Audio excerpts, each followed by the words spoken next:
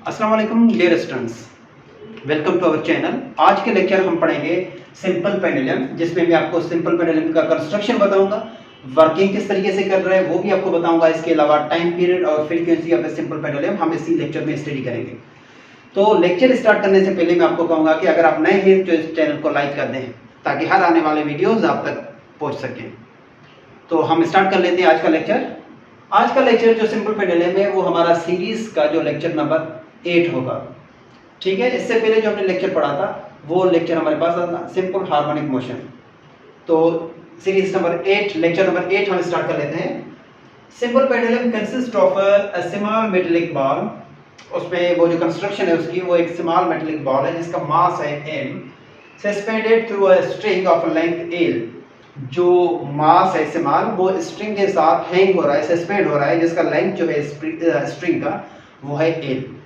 तो इस स्टेटमेंट का मतलब ये है कि simple pendulum basically consist of a small metallic ball. एक स्मॉल मेटेलिक बॉल है जो कि सस्पेंडेड है थ्रू अ स्ट्रिंग और उसकी जो लेंथ है वो l है, जिसकी पिक्चर जो है वो आप इस जो है बोर्ड में आप देख रहे हैं इस साइड पे। देखिए ये एक स्मॉल मास है जो कि किसी स्ट्रिंग के साथ कनेक्ट है और ये स्ट्रिंग जो है वो एक रिजिड सरफेस यानी कि मजबूत सरफेस के साथ कनेक्ट है। उसके बाद जाहिर सी बात है हर बॉडी में एक फोर्स अप्लाई होता है जिसका direction always to the centre of earth की तरफ होता है, जो कि वेट फोर्स कहलाता है। अब इस मास को हम इस पॉइंट पे लेके जाते हैं सर्टेन, जिस पॉइंट को मैं नाम लिख लेता हूं ए पॉइंट। सपोज करें कि ये हमारे पास ओ पॉइंट है, ये ए पॉइंट है। ठीक है, नाम भी मैं लिख लेता हूं। ओ पॉइंट क्या है? ओ बेसिकली इक्विलिब्रियम स्टेट है या इक्विलिब्रियम पोजीशन है, इक्विलिब्रियम पोजीशन, जिसको आप मीन पोजीशन भी कह सकते हो, मीन पोजीशन। ठीक है, इसके अलावा ए वो है, दूसरा पॉइंट इसको मैं नाम लिख देता हूं बी। ए और जो बी है, ए एंड बी जो है वो बेसिकली एक्सट्रीम पोजीशन है। कौन से पोजीशन है?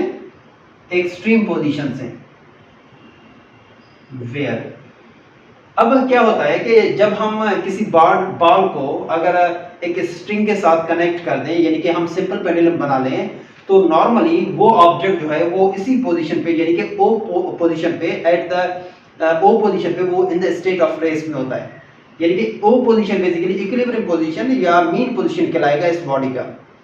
ठीक है, अब मीन पोजीशन पे जब बॉडी होगा उस वक्त भी इसमें वेट फोर्स अप्लाई होता है, क्योंकि बॉडी किसी भी एंगल में हो, किसी भी डायरेक्शन में हो, still weight force acts on upon it. तो हम अगेन इस पे हम एक्सटर्नल फोर्स, बाहर से फोर्स अप्लाई करके किसी एक्सट्रीम पोजीशन पे लेके आते हैं, किसी हाईएस्ट पोजीशन पे लेके आते हैं इस बॉडी को, जो कि ए पोजीशन है। स्टिल इस बॉडी पे वेट फोर्स अप्लाई हो रहा है जो कि डाउनवर्ड है continuously to the centre of earth. लेकिन अब यहाँ पे कुछ कंपोनेंट्स बनते हैं, जैसे कि हम एक्स कंपोनेंट या वाई कंपोनेंट के हैं।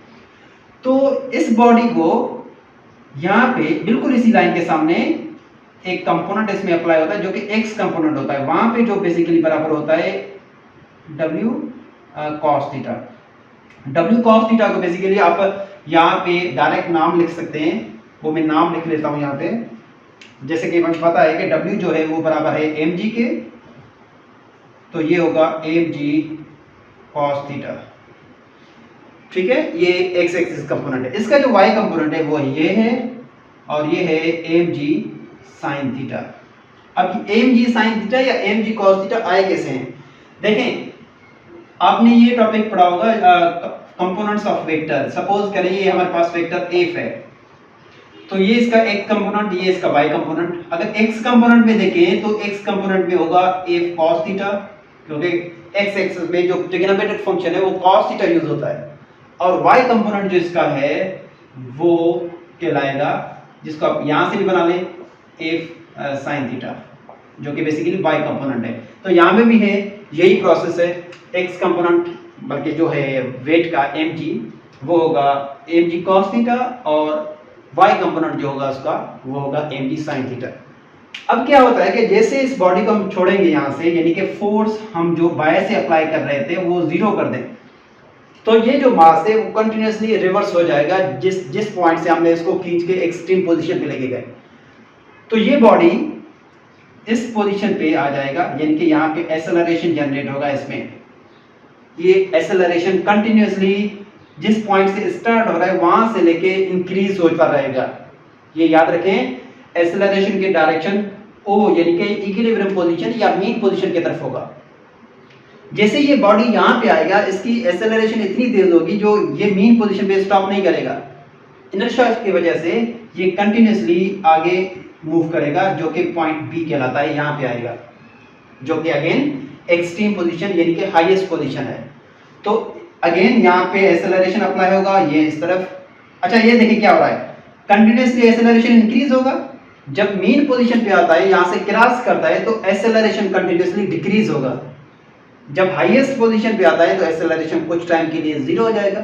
उसके बाद अगेन ग्रेविटी इसमें अप्लाई होगा कंटिन्यूअसली। ग्रेविटी तो पहले भी अप्लाई हो रहा है इसमें, लेकिन वो एक्शन और रिएक्शन इक्वल हो जाते हैं। तो जब इसकी एक्सेलरेशन यानी कि मूवमेंट जीरो हो जाएगी तो ग्रेविटी की वजह से अगेन एक्सेलरेशन जनरेट होगा इसमें, जो कि कंटिन्यूअसली इंक्रीज हो जाएगा मीन पोजीशन तक, और उसके बाद अगेन इसका जो एक्सेलरेशन है वो डिक्रीज होगा। इट मींस कि ये जो बॉडी है वो इस तरीके से मूवमेंट करता रहेगा। ये एक सिंपल पेंडुलम, नॉर्मली आप इसको पब्लिक पार्क में या कहीं पे भी देख सकते हैं इसको, या ऑलरेडी मेरे ख्याल से देख लिया होगा आप लोगों ने।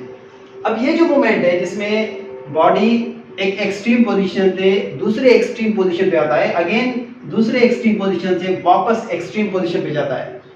दूसरी बात ये याद रखें कि ये जो एंगल है थीटा, ये बेसिकली ये वाला एंगल है, ठीक है। अब ये जो मूवमेंट है जिसमें ऑब्जेक्ट बैकवर्ड और फॉरवर्ड मूव कर रहा है, तो हम ये कहते हैं कि इट्स मोशन यानी कि सिंपल पेंडुलम का जो मोशन है is a kind of oscillatory और वाइब्रेटरी मोशन। यहाँ पे बॉडी ऑसिलेट भी कर सकता है, जिसको आप ऑसिलेटरी मोशन कहें या वाइब्रेटरी मोशन कहें, दोनों आप इसको कह सकते हैं। अब आते हैं नेक्स्ट पॉइंट पे, जो कि time period of a simple pendulum है।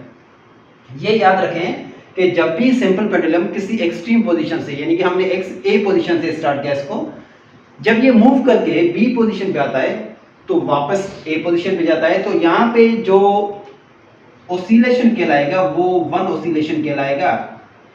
वन ऑसिलेशन का मतलब ये है कि ऑब्जेक्ट एक पोजीशन से मूव करे दूसरे पोजीशन पे गया है, अगेन वहां से वापस जाए सेम पोजीशन पे जहां से आपने छोड़ा था। This is known as a one oscillation. तो टाइम पीरियड क्या कहता है, time required to complete one oscillation by a simple pendulum is called time period of a simple pendulum. Simple pendulum की एक ऑसिलेशन में कितना टाइम लगता है, तो वो time period of a simple pendulum कहलाएगा, जो कि मैंने ऑलरेडी आपको बताया था। वन ऑसिलेशन मींस ए पॉइंट से स्टार्ट होके बी पॉइंट पे आता है, वापस बी से लेके ए पॉइंट तक जाए, दैट मींस वन ऑसिलेशन। तो इसमें जो टाइम लगे that is known as a time period of a simple pendulum. और नॉर्मली सिंपल पेंडुलम का जो टाइम पीरियड है वो है t is equal to 2 pi radical a log g। अब 2 पाई क्यों आया, 2 पाई बेसिकली ये देखें हाफ सर्कल ही है, दूसरा हाफ सर्कल ऐसे कंप्लीट कर रहा है। हमें पता है कि अगर ये फुल सर्कल है, यहां से हम स्टार्ट कर रहे हैं, जब हाफ सर्कल पे आए तो एंगल हमारे पास कहलाएगा पाई, जिसको आप 180 डिग्री कहते हैं, ठीक है। वापस जो ये वाला हाफ है वो अगेन कंप्लीट हो रहा है, जब वापस जाता है तो दूसरा हाफ कंप्लीट होता है, तो वहां पे भी है पाई। तो pi plus pi that is 2 पाई, तो 2 पाई आ गया ये रेडिकल a लॉग g।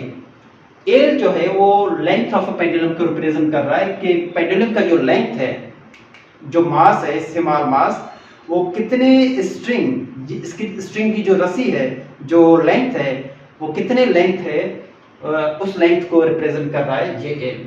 और जी जाहिर सी बात है इस बॉडी पे वेट अप्लाई हो रहा है, तो ग्रेविटी इसमें है ही है, तो ग्रेविटी अप्लाई हो रहा है। तो यहाँ पे मैं नाम लिख लेता हूँ, T is a time period. T जो है वो टाइम पीरियड है बेसिकली, और 2 पाई वैल्यू है, और ए जो है वो लेंथ ऑफ पेंडुलम है, length of a simple pendulum. और इसी तरीके से जो जी है that is known as acceleration due to gravity. ये एक्सेलरेशन ड्यू टू ग्रेविटी कहलाएगा। अब ये इक्वेशन बता रहा है, देखें इस पूरे इक्वेशन में जो टाइम पीरियड जो है वो लेंथ पे डिपेंड कर रहा है, क्योंकि यहाँ पे कोई मास का फैक्टर नहीं है, मास ऑलरेडी है यहाँ पे, लेकिन इक्वेशन में मास का कोई फैक्टर नहीं है। दैट मींस कि ये याद रखें कि टाइम पीरियड जो है सिंपल पेंडुलम का वो ओनली लेंथ पे डिपेंड कर रहा है, मास पे डिपेंड नहीं कर रहा। इसका मैं मिसाल देता हूँ आपको यहाँ पे। एक पेंडुलम है इसी तरीके से जिसका मास समान है लेंथ, मास तो वही है जैसे वहां है। अब देखिए ये जल्दी मूव करेगा वापस मीन पोजीशन पे, बल्कि एक्सट्रीम पोजीशन पे जहां पे हमने छोड़ा था, वो जल्दी मूवमेंट होगा। जितना लेंथ कम होगा उतना जो है वो टाइम पीरियड भी कम होगा, टाइम पीरियड कम होगा दैट मीन्स के जल्दी टाइम कंप्लीट होता रहेगा। लेकिन जितना लेंथ इंक्रीज होगा उतना वापस आने में, उस मास को वापस आने में टाइम ज्यादा लगेगा। लेंथ इंक्रीज होगा तो टाइम इंक्रीज होगा, लेंथ डिक्रीज होगा तो टाइम डिक्रीज होगा। दैट मीन्स कि टाइम पीरियड जो है वो डायरेक्टली प्रोपोर्शनल है रेडिकल एल के। लेकिन ये याद रखें क्योंकि एमसीक्यूज वगैरह कुछ ही टेस्ट में आते हैं कि टाइम पीरियड जो है वो मास पे डिपेंड नहीं कर रहा। दैट उसका रीजन ये है कि इक्वेशन में कोई भी मास का फैक्टर नहीं है। अब नेक्स्ट पॉइंट पे आते हैं जो कि frequency of a simple pendulum है। ऑलरेडी हमने पढ़ा था लास्ट लेक्चर में जब हमने वेव कैरेक्टरिस्टिक्स पढ़े थे, जिसका वीडियो मैंने बनाया है already, I think lecture number 5 या 6 होगा। तो वहां पे हमने पढ़ा था कि फ्रीक्वेंसी है क्या। वहां पे हमने ये पढ़ा था कि नंबर ऑफ ऑसिलेशन जब कंप्लीट हो कि 1 सेकंड में, कंडीशन है 1 सेकंड में कितने नंबर ऑफ ऑसिलेशंस कंप्लीट होते हैं वो कहलाएगा फ्रीक्वेंसी। तो हम सिंपल पेंडुलम की फ्रीक्वेंसी पढ़ रहे हैं तो उसी स्टेटमेंट को थोड़ा चेंज करते हैं। उसमें लिखते हैं number of oscillations completed in 1 second by a simple pendulum is called frequency of a simple pendulum. Number of oscillation, कितने ऑसिलेशंस, कितने वाइब्रेशंस कंप्लीट होते हैं 1 सेकंड में, किसके लिए, सिंपल पेंडुलम के लिए, तो वो time frequency of a simple pendulum कहलाएगा। और उसका जो इक्वेशन है वो हम यहाँ से स्टार्ट कर लेते हैं। लेकिन नॉर्मली आपने पढ़ा है जो कि ऑलरेडी मैंने लेक्चर में बताया हुआ है वेव कैरेक्टरिस्टिक्स में, आई थिंक लेक्चर नंबर 6 या 5 होगा, तो वो आप देख लें वहाँ पे अगर समझना है तो ज़्यादा। तो frequency is equal to 1/t, t is a time period of a simple pendulum, कोई भी हो। तो again f is equal to 1/t की अगर हम वैल्यू पुट करें, क्योंकि हमने ऑलरेडी फाइंड किया हुआ है कि t is equal to 2 pi radical a over g, ये है। तो ये हो जाएगा frequency is equal to 1/2 pi को हम अलग रख लेते हैं, बाकी जो रेडिकल a ओवर g है उसको हम रेसिप्रोकल कर लेते हैं, ऊपर लेके जाते हैं। क्योंकि मैथमेटिक्स में जब कोई भी वैल्यू डिवीजन में है उसको आप मल्टीप्लाई में लेके जाना चाहते हो तो जो डिवीजन वाली वैल्यू है वो रेसिप्रोकल हो जाएगा। तो यहाँ पे ये पूरा फैक्टर रेसिप्रोकल हो जाएगा, ये होगा अंडर रूट तो ऑलरेडी होगा लेकिन उसके अंदर जो वैल्यू है वो रेसिप्रोकल हो जाएगा। ये f is equal to 1/2 pi radical g over l। अब ये इक्वेशन बता रहा है कि आपका जो फ्रीक्वेंसी है वो इनवर्सली प्रोपोर्शनल है लेंथ के। Still frequency does not depends on mass of object, ठीक है, फॉर सिंपल पेंडुलम।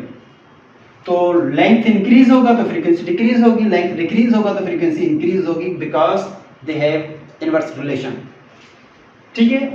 अब फ्रीक्वेंसी ओनली लेंथ पे डिपेंड कर रहा है, it does not depends on mass of simple pendulum, ठीक है।